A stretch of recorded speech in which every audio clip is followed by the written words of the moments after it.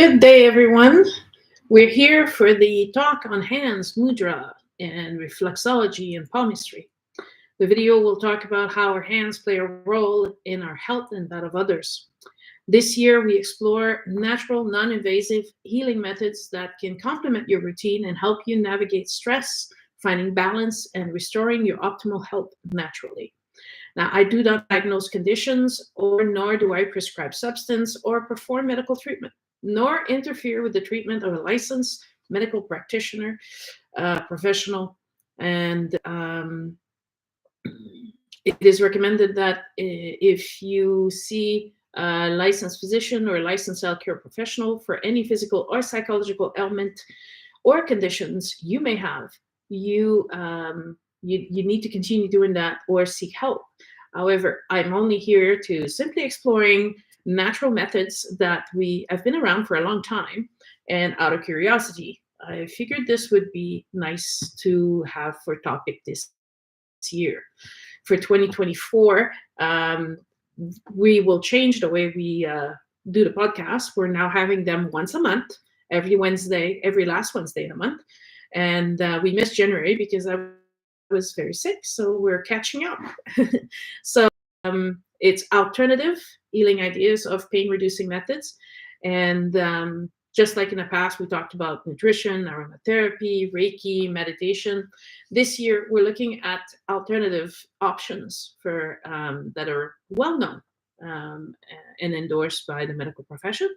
And we will start by exploring how we can use these methods for ourselves. Not necessarily, some of them don't require professionals, but others are professionals in the different health fields, because we will all talk about osteopaths and chiropractors.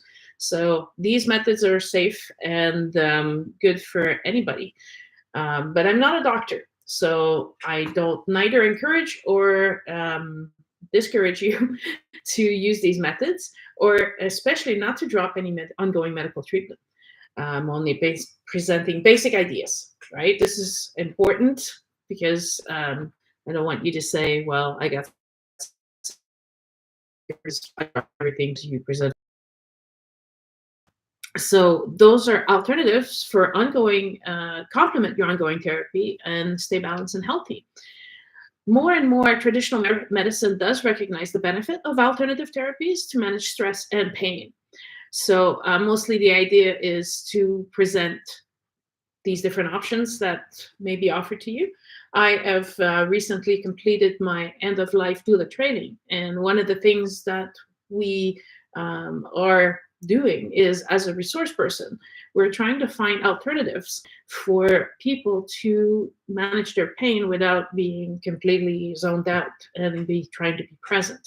So consulting a professional healthcare practitioner is always prudent, and you can always talk to your provider about these alternatives and see what they think about it. But in the end, if you think it works, it will work, and if you don't think it will, then it won't. It's minor of matter here. Alternative medicine include a variety of healing practices that do not necessarily fall within the realm of conventional medicine. Many of these healing systems are based on historical and cultural traditions rather than scientific empirical evidence. The focus is on the natural practice that aims to prevent disease or return the body to health with non-invasive methods. Alternative medicines attempt to heal the body as a whole, rather than exclusively focusing on treating the symptom of the disease. So we're trying to, with these alternative methods, to get to the root of the disease. What is causing the real issue? So I always like my example the best. I had headaches, and so I was being prescribed a lot of pills for my headaches. And the headaches were real, the pain was real. However, all I needed was a pair of glasses. Since I've gotten the glasses, the headaches are gone. So sometimes looking a little deeper into what is causing the pain and what is causing the disease in your body might be a nice way to find out what's really wrong, instead of always masking the symptoms.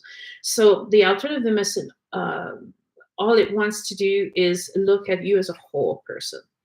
So if we only treat the symptoms, the cause, the root of the problem is present always.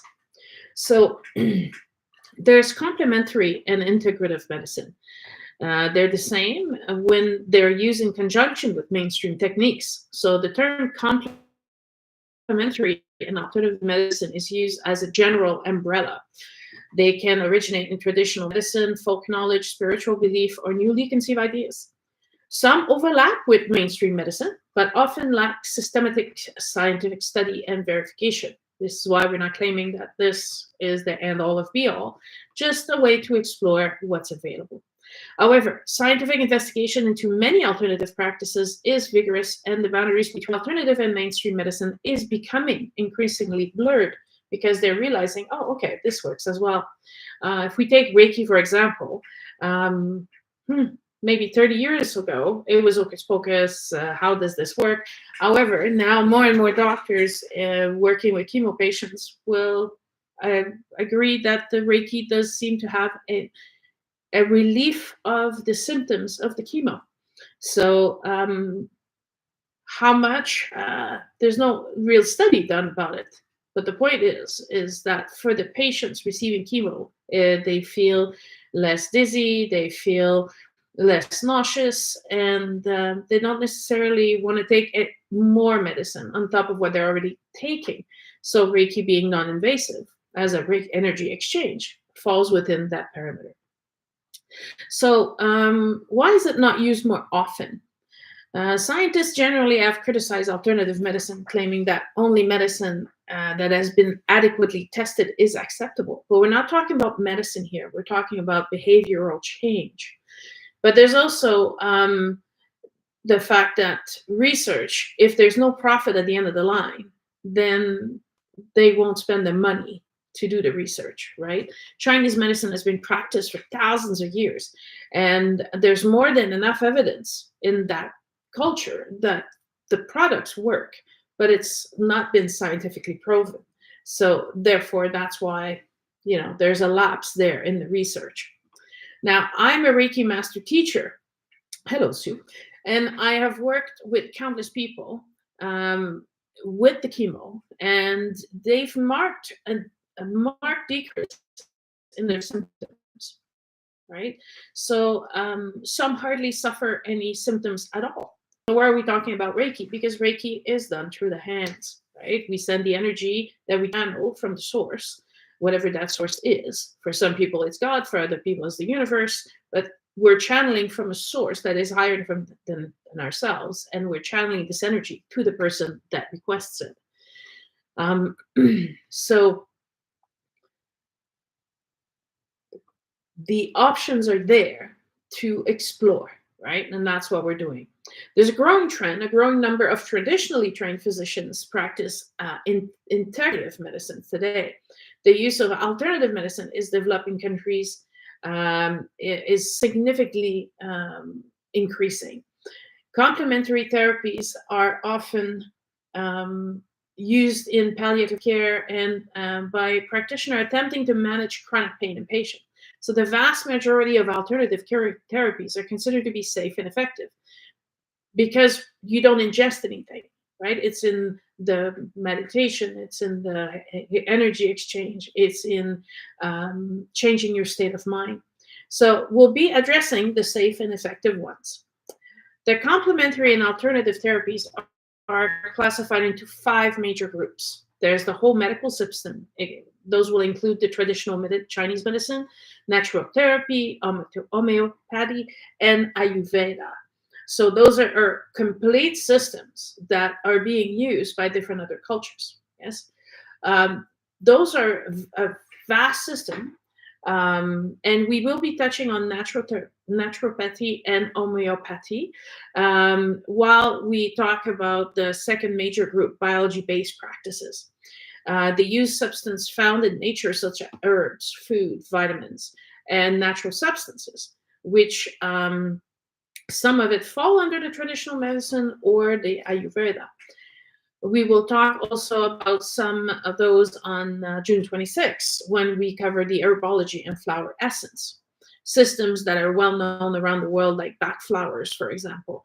And everybody knows that you can take vitamins and natural supplements to complement your deficiency either in your diet or that your body has trouble, producing. So the mind-body medicine is a holistic approach exploring the interconnection between the mind, the body, and the spirit, on the premise that the mind can affect bodily function and symptoms. So we'll talk more in details about this when we talk about the holistic medicine. I think that under this category, I would fit the podcast also of movement therapy, music, and dance and arts. So, I don't need to be a doctor to tell you that dance, music, arts are a way of expressing what it may be trapped inside of you, right? They won't interfere with your medical regimen, but there could be something that could ease what is causing you stress or what's been bugging you down with your emotional state. And then we will also talk about hydrotherapy. I'll have interesting stories on that one. We will also talk about manipulative and body-based practices such as acupuncture, acupressure, and massage, and chiropractors and osteopathic manipulation. Energy medicine deals with verifiable energy fields, but we'll explore things like color therapy. And if you're interested in Reiki, I already have a podcast on Reiki, so you can look at that one.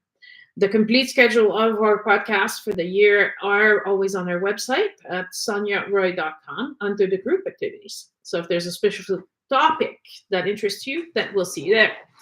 Now, our first topic of the year is the hands. The hands are vital to us. We eat, we get dressed, we open doors, we greet people, we shake hands, we invite people to go, we hold the door for someone, right? Our hands are with us at all times, and our hands are a way with which we communicate. Holding hands, touching someone, or even sign language, literally communicating with your hands. So how else can taking care of our hands improve our health in general, you ask? Well, take a look at your hands, right? And what shape are they? Are they dry, cracked, soft, plump, swollen? I was diagnosed with fibromyalgia in 2005, and my hands sometimes would not function. They were so swollen. So I had to start taking care of my hands, because without my hands, I couldn't hold a knife to cook in the kitchen, and I couldn't hold things and carry them in the house. So that made me very aware that there are certain parts of our bodies that we don't see, right? Our heart, our lungs, and we still have to take care of those. But how come we're not taking care of our hands? So one of the techniques that works really well with the hands and looking after a hand is reflexology. It's a natural healing method based on the principle that there are reflexes in the hands and the feet, which corresponds to every part, gland, organs of the body. So the technique involves applying physical pressure, right? So something like this, and on the feet or the hands with, that is, each area is specific. It relates to another part of our body. So the thumbs, the fingers, and the hand techniques without the use of oil or lotion. Right. So if you're saying, well, I don't like the smell of oils, you can do the reflexology without them. Right. Talcum powder is sometimes used to enhance the friction, but you can use essential oil if you wish, but it's not necessary. Reflexologists believe that the blockage in the energy field, invisible life force, or the chi, or the ki, can prevent healing. And the hands are connected to the meridians that travel through our bodies. So as we're activating these centers in our hands and our fingers, we're also activating the meridian energy and unblocking these energy that are unable to travel through these meridians. Meridians are like the highway of energy. So imagine if all of a sudden the highway is blocked. Now, if a lot of us have been stuck in traffic for one accident and we get delayed for hours, and everything else is kind of an aftershock of this accident. We're late for our meetings, we're late for work, we're late picking up the kids, and it just unfolds that way, right? Well, your body has these highways, these meridians, and they have to be kept clear and circulating. So the energy needs to move where it needs to go. So practitioner aim to unblock this energy to relieve the stress and the pain in other parts of our body through the manipulation of our hands or feet. Now, many civilizations have practiced reflexology. So this is interesting to know that it just doesn't come from one place. And I've said before that if more than one culture is validating a truth or validating a practice, it must mean that it has base and ground somewhere, even though we may not have the research in this day and age, knowing that reflexology was practiced amongst ancient Egyptian, but also in Asia, in Europe, Africa, and North America. The most common theory is that the earliest form of reflexology originated from China about 5,000 years ago. And the technique then spread to India, Japan, and throughout Asia. But how did it ever get to Egypt and in Africa or other parts? It might be that their own medicinal background encouraged the care of reflexology. So reflexology is a natural healing art based on the principle that there are mapped in our hands that corresponds to different parts of our bodies. And they affect glands and organs, but by applying this pressure, we're talking about hands today, but the reflexology does apply to hands and feet, utilizing a technique, right? And this manipulation stimulates this flow of energy. So practitioner say that while doing that, it does relieve stress. Now, if you've ever been to a reflexologist, someone that will massage your hands and feet, you will feel this calming effect. Now, some people push that into the category of, well, yeah, I'm taking time out of my day, I'm sitting in this chair, someone is massaging me, so I automatically relax. But just sitting in a chair doesn't calm you down normally. So it's the combined fact that this action of massaging your hands and reflecting the energy and clearing your chi is stimulating the nerves in the body and encouraging this flow.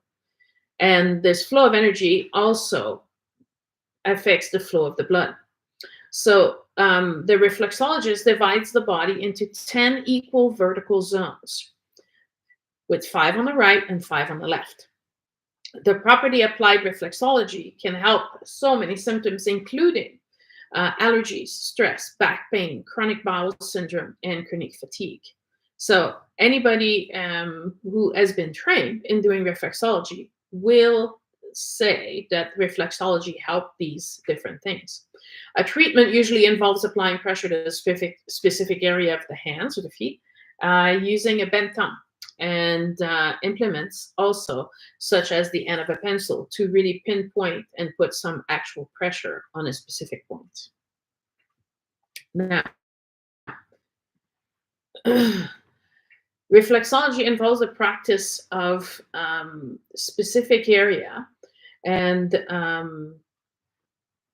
these areas are predetermined. So everybody's has the same specific organs or specific glands in the same area of their hands or their feet.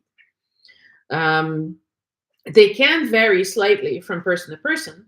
However, the charts are based on the sources, many sources put together, and the information is obviously not a cure, but a method of relaxation. Now, in Reiki, we say that we don't cure people, because we can't say that in Canada. However, we do say that Reiki helps you achieve a state of relaxation. And when your body is finally relaxed and there's an absence of stress, your body is a self-regulating machine that will regulate itself back to a level of balance. So reflexology in the same go does the same thing, right? So by stimulating these reflex point that they're called by massage, we are going to improve our well-being. Now, this is something you can do on your own. You can put some cream on your hands and then start applying pressure on your fingers and your hands by yourself. So someone who looks after their hands, right, is helping their entire body. Now, the type of manipulation is especially effective for people who work with their fingers, such keyboards and mobile phones and games. Um, the method will help free up the accumulated energy and stress that is in your hands. In the left palm, we have the sinus, the brain, the head, the pituitary, the neck, the throat, the hypothalamus, the pineal gland, the head spine, the lymph bronchiole, the thyroid, the diaphragm, the adrenal, the stomach, the pancreas, the kidney, the uterus, the prostate, the fallopian tubes, the groin, the ovaries or testicles, bladder, the sigmoid colon, the intestine, the solar plexus, the spleen, the lung, the breast, the heart, the shoulder, the arms, the eyes, and the ears. However, specifically to the left palm, up in the sigmoid colon and the spleen. So if you're massaging specifically the left side and the right spot, you will get these different organs. Now, the left palm down, meaning the top of your hand, includes your spleen, your stomach, your pancreas, your knee, leg, hip, lower back, hip, sciatic, pelvic area. And again, because it's also covers the base of your hand, you have the ovary, testicles, fallopian tubes, groin, uterus, prostate, spine. There's the diaphragm, thyroid, spine, the lymph bronchiole. So your hand is basically your link to your entire body. And for the right palm, pretty much everything repeats except that the gallbladder, the liver, and the sphincter are in the right palm. And in the front of the hand, there's the gallbladder and the liver. So massaging both hands equally is beneficial because some of the organs are only located on one hand and not both. So one of the things you can do with reflexology is pinching the tip of the fingers on each hand. Just a pinching, right? And we do this for both hands. Then we can pinch the side of each finger, the sides, and you can pinch all the way down. You can rub the base of each finger with the thumb. And you can massage the top of your hand with your thumb. And then you can massage the inner palm. You can do this in a meeting. You can do this if you're a passenger in the bus. You can do this anywhere, right? You can do watching TV. It doesn't require a lot of intention or a lot of time or a lot of effort. Taking care of your hands and making sure that your fingers are and your hands are open, flexing, and not swollen means that the internal organs in your body are also aligning with that. Now, something else that, and it doesn't hurt to go see a reflexologist. It's a beautiful time, a beautiful gift for yourself. Very important step in self-care. And it's not something that's usually extraordinarily expensive, so it's usually quite affordable. But we can't go see a reflexologist every day. We can take care of ourselves by massaging our hands, right? Now, another thing that we can do with the hands are mudras. The hands are the richest tool that the human body possesses. And the mudras are a form of yoga that uses only the hands positions. In the book that I wrote on the 13 chakras, especially the deluxe version, I put pictures of the different mudras. There are books out there about mudras, and a good yoga teacher will know specific hand mudra position. They're usually aligned with a certain chakra. So while you are working with your hands, doing different positions, you are working your chakras, your energy center in your body, moving this energy, unblocking any blockages. You can practice mudras twice a day while meditating. Each position will be associated to a state or a chakra. So you can go through several mudras or holding a single position from 1 to 15 minutes. Personally, when I'm meditating, I like to make a variance of different hands mudra so that I'm able to focus on my part of my body that seems to be, I don't know, not calm, not balanced, right? So these can vary from day to day, but it helps us understand what's going on inside. So there's a part of us that, instead of ignoring the symptoms, instead of ignoring what's coming to the surface, we acknowledge what's coming to the surface and we're working with it. And this time of the year, we use the 45 days before Easter to do a fasting. So we are eating fruits and veggies for 45 days. We're foregoing caffeine, sugar, and if you were to drink alcohol, you let go of these things, right? And the fact that you're not eating the sugar or you're not having the caffeine brings up the emotion that you would suppress with the sugar or the caffeine or the drugs or the cigarettes or the alcohol or whatever it is that you're using to cope. And so every morning, these emotions that have been suppressed for maybe a while are coming to the surface. And it's interesting because I do this with a group of people and they're like, well, I don't know, I really, really wanted a coffee. Okay. I said, that's fine. And they said, well, I didn't take it. And that's great because we're trying not to do that for 45 days. But I said, what's the emotion? And they're like, I don't know. I was just feeling out of sorts. I'm feeling all twisted inside, but I don't know. I can't name the emotion.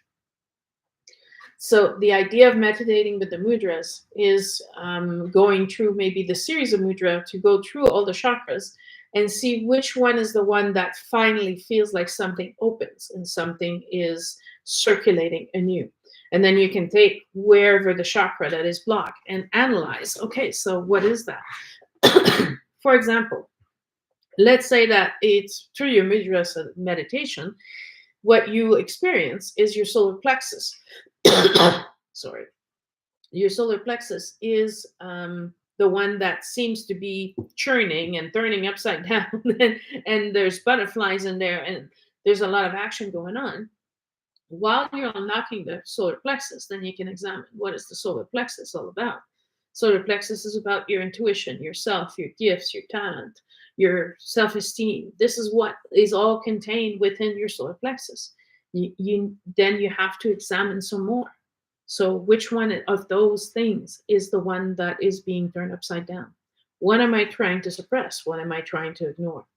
Mudras are a great way to channel this energy to a specific area. You don't need to be a Reiki practitioner to practice mudras. Anyone who has hands can practice mudras. So your hands are your messengers. They help you communicate with the rest of your body.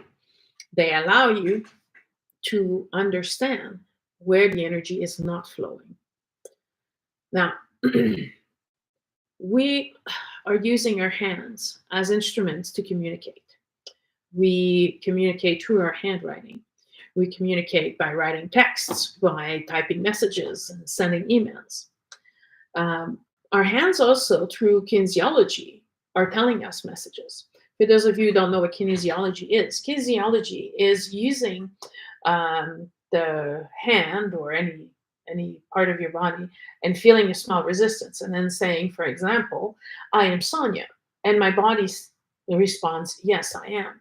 However, if I ask my body, I am George, I'm not George. And so our body can also use this technique, naturopath use this technique to let us smell coffee and see how our body reacts to coffee. And then they can test different allergens that way. So we can use the whole arm or we can just use one of the fingers in the hand. But through this testing, our hands are still telling us what's going on inside.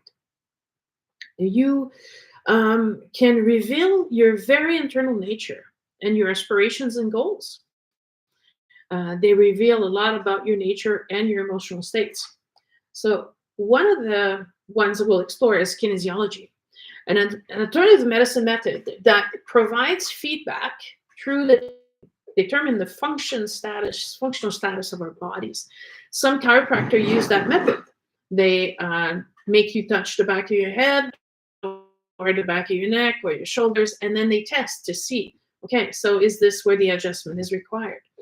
It's also applied in Psyche. Psyche uses kinesiology to test your response to your subconscious. What is residing in your subconscious? What are the beliefs that are you hosting inside your body? And those beliefs are affecting you in your everyday life or even sabotaging you. Some of those beliefs can be quite old. It could be someone when you were in second grade that said, you'll never be good at math. And you believe them. And that becomes part of your belief system. And so it's integrated inside of you. And for real, you spent your entire life struggling with math because even if you're trying really hard, there's a sabotaging belief inside of your subconscious saying, you'll never be good. No matter what you do, you'll never be good. So with Psyche, we use the hands to test these different beliefs in order to transform them. And so where we can say, I'm good at math. I'm learning math and I have no difficulty. Or we change this belief to something that you want instead of the sabotaging one. The practice is a therapeutic tool of muscle testing, and it provides you direct feedback. So it's really, when I'm using this method, it's really, really fun because people are like, well, that's not my answer, but that's the answer that is lodged in your subconscious or inside your body, right? It's a part of a holistic approach that aims at improving this through this muscle testing, the nerve function, the immune system, the digestive system, the internal organs function. Eastern ideas of the meridian energy channels, as well as acupuncture, have incorporated applied kinesiology into their practice. Physiological reaction to chemical, including those associated to different nutrients, can also be tested. And then we can do the applied kinesiology, or we can do a blood test. But in the end, we will get the same results, which is what it's really interesting. Our body wants to talk to us and it wants to communicate with us. And our hands are the most direct approach to get to know what's happening under our skin. Applied kinesiology is different than kinesiology, which scientific study of humans and animal movement, right? So kinesiology is about performance and functions of biomechanic, anatomy, physiology, psychology, and neuroscience. But applied kinesiology was actually developed by a chiropractor named George G. Goodhart, and he was from 1918 to 2008. His publication, collectively known as Applied Kinesiology Research Manual, formed the foundation of the practice. So it's based on an actual doctor that developed this method, right? And applied kinesiology holds that a weakness in a muscle has a corresponding weakness in an organ or belief system. And the idea is to treat the muscle and strengthening it so it improves the condition of the organ. So, or the change in the belief. And then once the belief is changed, there's nothing else that is required. Now, I don't know about if you knew this, because especially the younger people don't write anymore, right? we type emails, we type messages, we type everything. Everything is you end in university. That was quite an issue for me because I didn't have a computer. I was too poor to have a computer at the time, and I had to go into the library and wait in line for a computer to be free for me to type my homework or my reports and my presentations. We have lost the art of handwriting. I was watching a comic the other day, and she was saying, don't worry about the new millennials. If they take over the world, we can take it back. We just have to put our plans on the napkin and use cursive writing. I was laughing because that's a problem I face with my own children. They can't read cursive. They don't understand my handwriting. So I have to write in block letters for them to be able to read what I'm trying to pass the message. Unless it's text, then it's fine, right? So handwriting used to tell a lot about an individual. It can tell you about your personality, the way you write your letters, the way you form your words, the way you cross your T's. even then, it talks about you, a person, your personality, and it reveals so much. So I guess if you want to keep that a secret, keep on typing. But it's very interesting that there used to be people who were in charge of interviews in big companies, and part of their role was to do the handwriting analysis, because they were looking for specific personalities, and they could tell from the handwriting who could that be. When I was young, my father sat me down and made me do A's and B's and C's until they looked perfect. The reason behind that was that my father felt if you take the time to write a message or a letter to someone, it should be readable. Everybody should be able to read what you took the time to write. So apply yourself, put your time into your handwriting. So the hands have consistently been talking to us, talking about us, describing who we are, and it's fascinating to see that our hands are the gateway for our inner self to come out into the outer world. Now, I'm not saying that we're going to start handwriting again. However, if you want to see if that's true, write a letter. Right? It has to be a long enough sample so that you recognize the different important parts.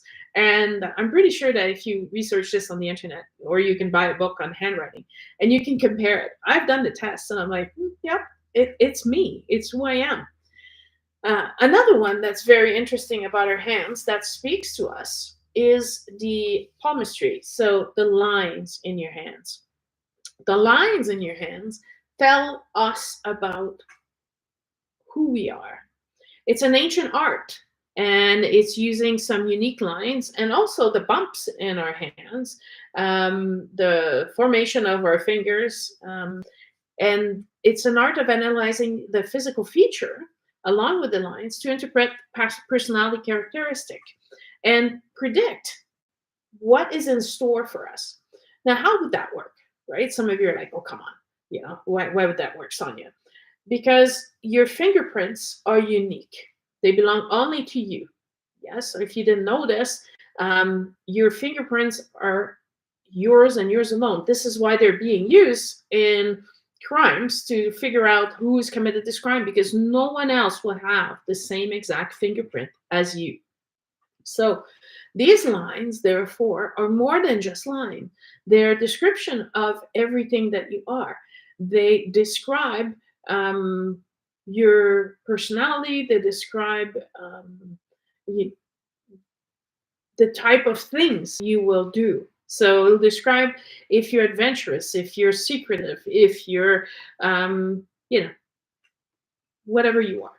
And so there's other lines that are interestingly that tell the story of, in palmistry, they have a love line, they have a lifeline, but they also have illness and children and other things. Now, this method has survived for the longest time. And if there was no truth to it, I'm pretty sure it would have died down by now, right? Now, you're going to say, how is that going to heal me? Well, it probably won't heal you. It's just to help you understand that your hands are talking to you in hundreds of different ways, and we need to care for them. We need to treat them with respect, and we need to honor them, right? I mean, anyone will tell you that someone chewing their nails is someone who's anxious, right? Who's nervous, and that's why they do the nail biting. Right there, that gives you an indication, right? So there's messages. This is our ambassador. That our hands are literally the first thing that usually people will see. This is a way of introducing ourselves. And if you've never looked at people's hands, you should start looking at them now. Especially after we had, disease and things like that, people went back to being more responsible, washing their hands regularly, because they know that it's a transmission of much more than just messages, right? It can carry things. But this hand washing made people complain because their skin was breaking and their hands were drying up, and they were in bad shape. I don't know if that help us become more conscious of our hand and taking better care of our hands. But our hands are our ambassador, but they're also our deepest secrets hidden in. So they reveal so much, right? We're hosting a fair here in Drumheller on September 28 and 29 for a spiritual and metaphysical fair. And we have a person that's going to be reading fingerprints. And so this is based on a method of scientific study and the design of a person's fingerprint. You can, apparently, this is not something I do, but this person will be there and she can tell your life purpose and life lessons from your fingerprint, your palm print, and receive accurate information, confirming who you are and the clarity about what you're meant to do. So apparently, our purpose is not just ingrained in our DNA. Now we have Quran that says we have 12 layers of DNA, and it's not junk DNA. It's DNA that comes from past life that we've carried with us, that carries our karma, that carries our life lessons, that carries our purpose, and all the way to our fingerprints, trying to give us the message, trying to lead the way for us. Now, we're gonna talk about the healing part, hands that heal. Hand that heal is a non-invasive healing modality that has its root in an ancient healing practice, such as laying of the hands. It has no connection with religion or any form of faith healing. This modern version of the hands healing was co-developed by the psychic healer Dora Kunz from 1904 to 1999 and the nursing professor Dolores Krieger. She was born in 1935. Now, through lectures and workshops, Krieger taught the technique to more than 5,000 people, including doctors, nurses, and midwives. So it's an offshoot of holistic medicine. It's based on the notion that the body is an energy field, and the field is said to be uniformly smooth in a healthy person, whereas someone with a disease or is in pain has irregularities in their field. So through intense concentration and practice, the disturbance can be detected and return to a balanced state. Now, there's a lot of different touch. Therapeutic touch was developed, but there's therapeutic touch, which looks a lot like Reiki, if you ask me, right? It's all the idea of using your hands as a reading and as a transforming of these energy fields. So during therapeutic touch, a session with a healer, their palms are placed about 2-3 inches away from you, or 5 to 8 centimeters away from the patient's body, and move in gentle strokes towards the feet. Now, the practitioner might feel heat, coolness, heaviness, pressures, prickling, or tingling sensation. And these sensations are considered clues to pointing at the disturbance. So it's the same idea as Reiki. It's just from a different door, if you will, right? But another one is everybody has heard of massages, right? Massages are becoming more and more used because they're covered by insurance, right? So it doesn't come out of our pocket. And there's a lot of things that if it didn't come out of our pocket, people would line up to go and get because they see the benefit. Massage therapy is obviously most of the time, I would say, with the hands. It's possible that some people use their feet and some people use maybe their elbows if there's big knot, but the idea is contact, right? And massage therapy is a scientific manipulation of superficial or deeper layers of muscles and connective tissue to enhance function and aid in the healing process and promote relaxation and well-being. That's the whole point of these other modalities. It's to help you relax. It's to appease the pain. It's to release what is causing the disease inside of you and letting it go. Writing on massages have been found in many civilizations, including Rome and Greece, India, Japan, China, and Egypt. While I was visiting Bath in England, went to this hot springs that the Romans had built, and there were tables there that were specifically dedicated to massage. Massage is nothing new. Today's massage is a popular eating modalities, and peer-reviewed medical research has shown that the benefit of massage therapy included pain relief, temporarily reducing blood pressure, and easing states of anxiety and depression. It's a great way to self-care. I go and get a massage every month. That I technically need it or not doesn't matter, because it helps my body be balanced and be, even, and preventing the addition of stress and anxiety that would block these energy, right? There's many types of massage, and there's therapeutic massage involving touch, usually to some degree of pressure. That's pressure. Specialized massage tables and chairs are used to position the client during these massage. A Ayurvedic massage uses a heated blend of herbal oils. An Amna massage, kneading and deep tissue.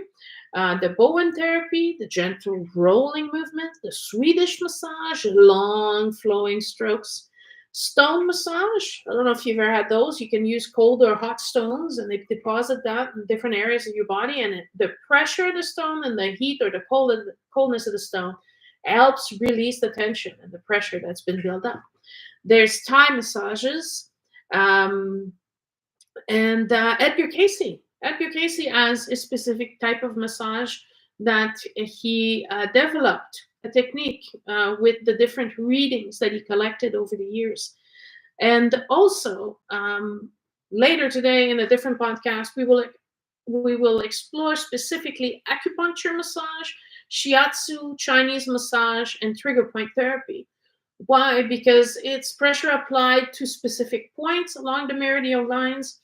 And if someone doesn't like acupuncture because of the needle, you can get the massage, which is done with the thumbs. And the shiatsus are done with the thumb, the fingers, and the palm pressure. The Chinese is pushing, stretching, kneading. And the trigger point therapy is deactivating pain by manipulation of the hands. So our hands are playing a huge role in our wellness and our health. And it presents information about ourselves, about our emotional state, about our personality. And using the hands can also unlock these pressures inside of our body, realigning energies. It's all based on energy, right? For it to work, that's the only, I guess, caveat, is that there's energy. We're energy beings. We have our own frequency. We resonate. And is that hard to believe? Well, scientifically, this is what I can say. Scientifically, our bodies are made of atoms. Atoms is what, we know there's an atomic bomb, so we know there's a lot of energy in an atom. And we're made of millions of atoms. And these atoms are joining together, and that's creating a cell. Well, eventually, a lot of them will create a cell. And these cells will create our skin, our eyes, or our stomach, or liver. It will build us up into the human being that we are. And so, if we decompose, it's made of atoms, so it's made of energy. It's just a condensation of these different atoms make us feel solid, but really, we are energy. And so, if we look at radio waves, if we look at frequency, if we look at how these different things are affected and can be changed through words and manipulation, then we know that this can be valid for us as well. When we are able to put sand on a table and we produce music, the sand will create a form based on the frequency. If the music is disharmonious, then there's no shape that can create itself. But if the music has a rhythm and it has a melody to it, it can create a geometric form. So we know that music, sound affects sand. So it will affect us. Our hands, in the way that we treat our hands, we're treating our entire body. So I started this video by asking you, look at your hands. Look at your hands again and ask yourself, it could use a little cream, it could use a little massage, it could use a little healing treatment. It's not just your hands that you're healing, it's your entire body. Now, as far as handwriting personalities and fingerprints, I'm not qualified to do any of those things. I do the handwriting, but the point is, all of these indicate that your hands are messengers. And they're messengers telling you exactly how your body is doing right here, right now. So, perhaps today or sometime this week, you'll take a little bit of time just to treat your hands with love. Because if you treat your hands with love, you're treating your entire body with love. Respect your hands and honor your hands, because you're honoring yourself and you're honoring everything that represents you. So it's a little bit of a shorter podcast, but that's what I have to say. I have quite a few viewers on Facebook. If you have any questions, I'm hoping the questions right now. If not, we're going to wrap this one up. And because this was due in January and I was sick, later today, I will be recording the podcast for the acupressure, acupuncture, and explaining why is that a great way to reduce stress and reestablish the balance in your body and unblock your qis again. The qis in the alternative medicine become like one of the key factors. So the maps to the meridian is available anywhere. And the points along those lines are multiple. There's hundreds of points. But just knowing that if there's a line that goes here and just massaging your line can help you liberate the blockage of energy, then you can take care of yourself and you can manage your pain level without necessarily always resorting to pills. Yes? And that's the whole idea of these podcasts this year, is trying to manage pain in a different way, in a way that we're not used to. Having suffered from fibromyalgia, the pain is debilitating sometimes. So it prevents you from regular activities and it drains every energy that you have. Every ounce of energy just goes, it seems to create more pain. And over the years, I have been looking at alternatives because I can't always be on substance that alter my ability to think, because then I can't do these podcasts. I can't write the books I'm writing. I can't function because the pain takes over my whole life.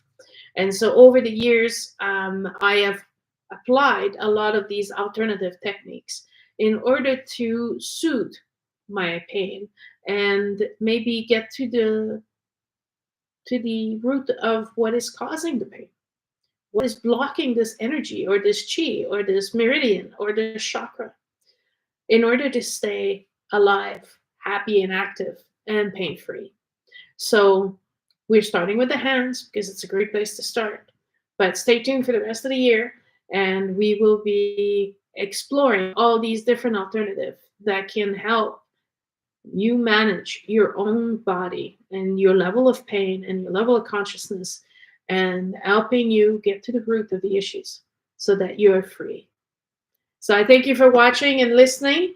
And I will see all of you in about an hour and a half for the acupressure acupuncture. Thank you, and I'll talk to you soon.